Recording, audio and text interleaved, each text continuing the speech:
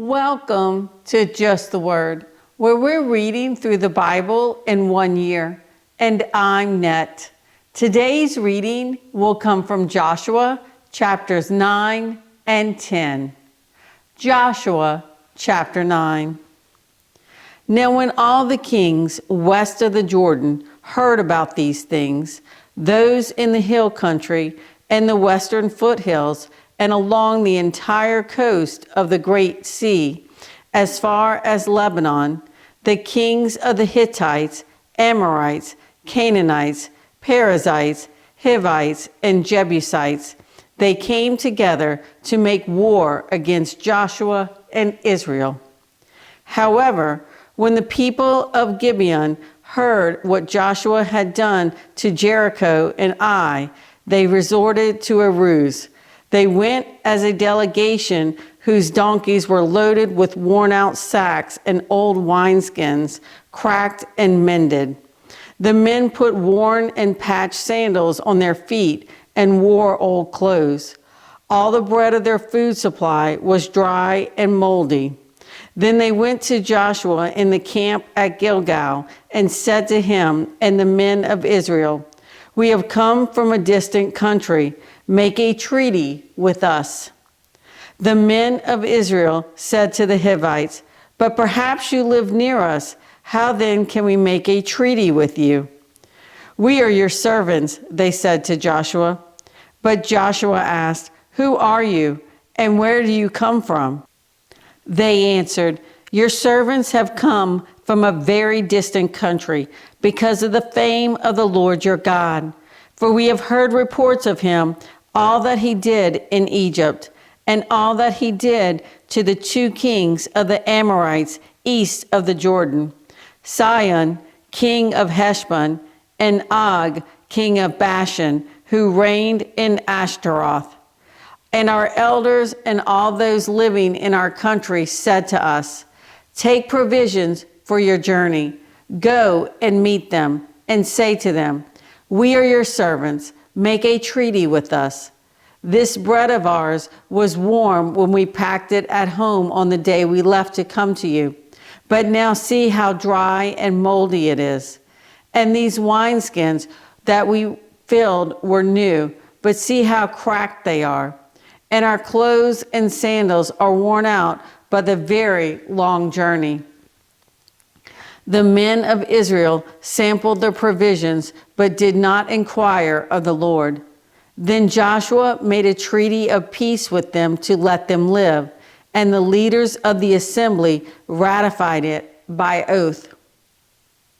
3 days after they made the treaty with the Gibeonites, the Israelites heard that they were neighbors living near them.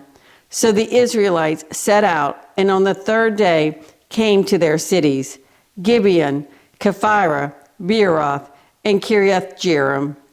But the Israelites did not attack them, because the leaders of the assembly had sworn an oath to them by the Lord, the God of Israel. The whole assembly grumbled against the leaders, but all the leaders answered, "We have given them our oath by the Lord, the God of Israel, and we cannot touch them now. This is what we will do to them. We will let them live, so that wrath will not fall on us for breaking the oath we swore to them." They continued, "Let them live, but let them be woodcutters and water carriers for the entire community." So the leader's promise to them was kept. Then Joshua summoned the Gibeonites and said, "Why did you deceive us by saying, 'We live a long way from you,' while actually you live near us? You are now under a curse. You will never cease to serve as woodcutters and water carriers for the house of my God."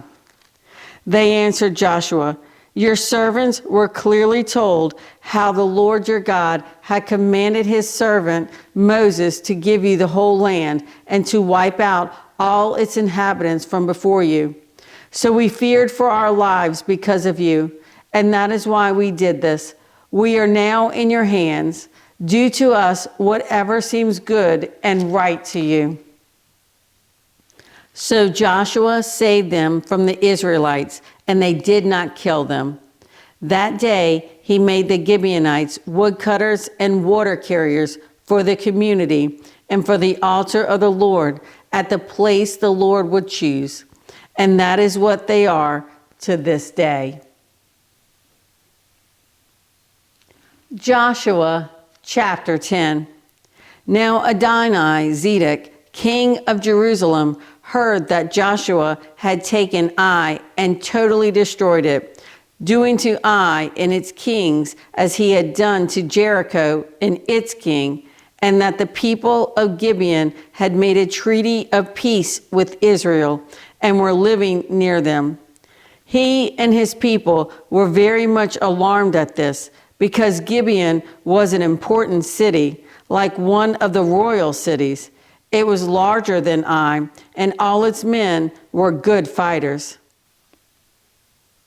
So Adoni-Zedek, king of Jerusalem, appealed to Hoham, king of Hebron, Piram, king of Jarmuth, Japhiah, king of Lachish, and Deber, king of Eglon. Come up and help me attack Gibeon, he said, because it has made peace with Joshua and the Israelites. Then the 5 kings of the Amorites, the kings of Jerusalem, Hebron, Jarmuth, Lachish, and Eglon, joined forces.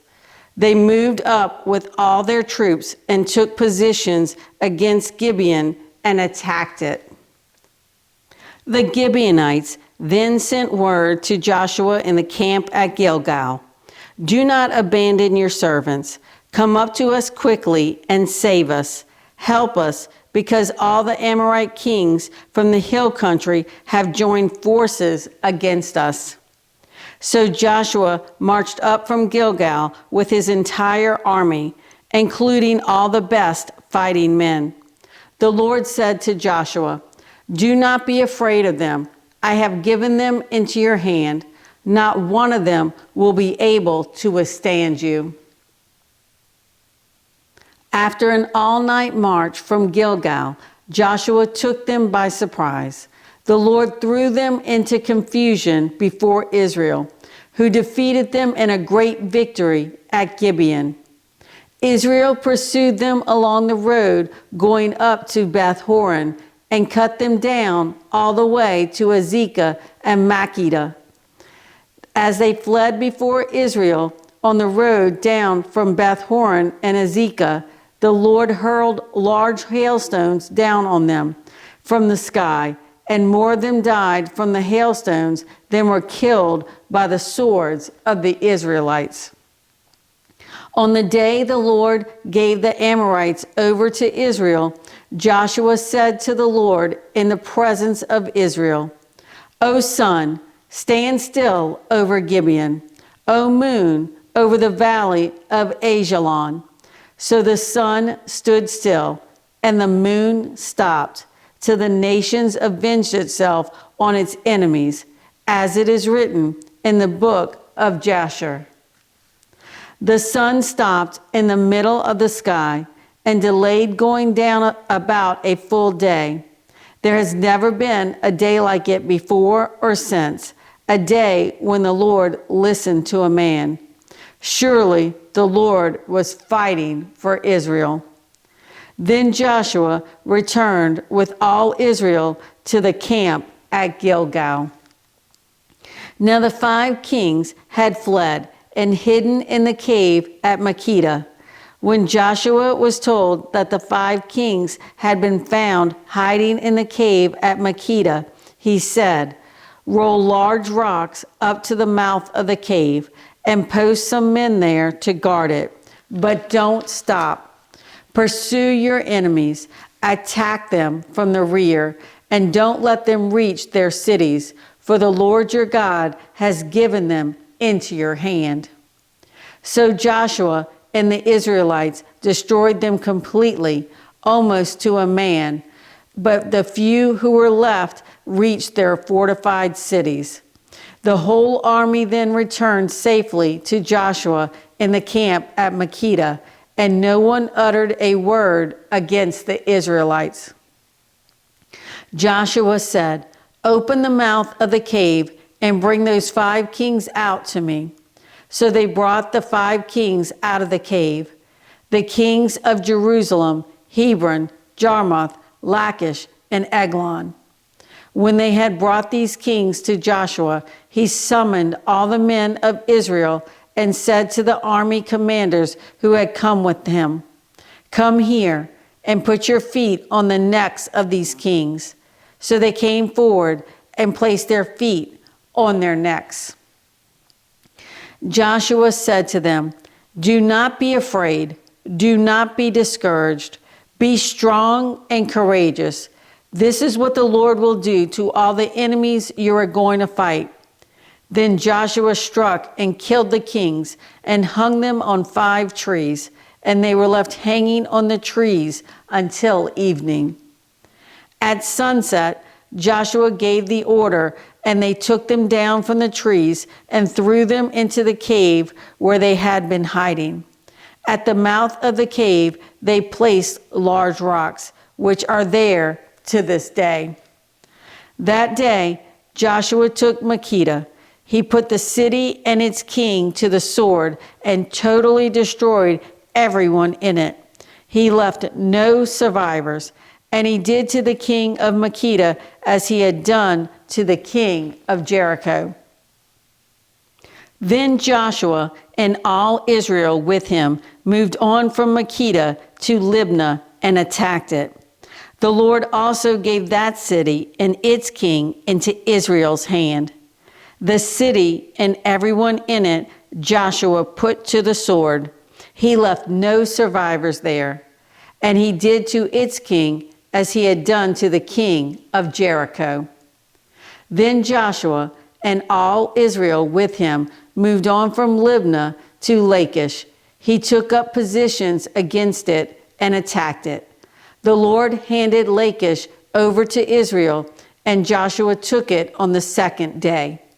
The city and everyone in it he put to the sword, just as he had done to Libnah. Meanwhile, Horam, king of Gezer, had come up to help Lachish, but Joshua defeated him and his army until no survivors were left. Then Joshua and all Israel with him moved on from Lachish to Eglon. They took up positions against it and attacked it. They captured it that same day and put it to the sword and totally destroyed everyone in it, just as they had done to Lachish. Then Joshua and all Israel with him went up from Eglon to Hebron and attacked it. They took the city and put it to the sword, together with its king, its villages, and everyone in it. They left no survivors. Just as at Eglon, they totally destroyed it and everyone in it. Then Joshua and all Israel with him turned around and attacked Debir. They took the city, its king, and its villages, and put them to the sword. Everyone in it they totally destroyed. They left no survivors. They did to Debir and its king as they had done to Libnah and its king, and to Hebron. So Joshua subdued the whole region, including the hill country, the Negev, the western foothills, and the mountain slopes, together with all their kings. He left no survivors. He totally destroyed all who breathed, just as the Lord, the God of Israel, had commanded. Joshua subdued them from Kadesh Barnea to Gaza, and from the whole region of Goshen to Gibeon. All these kings and their lands Joshua conquered in one campaign, because the Lord, the God of Israel, fought for Israel. Then Joshua returned with all Israel to the camp at Gilgal. Thanks for joining Just the Word. See you tomorrow.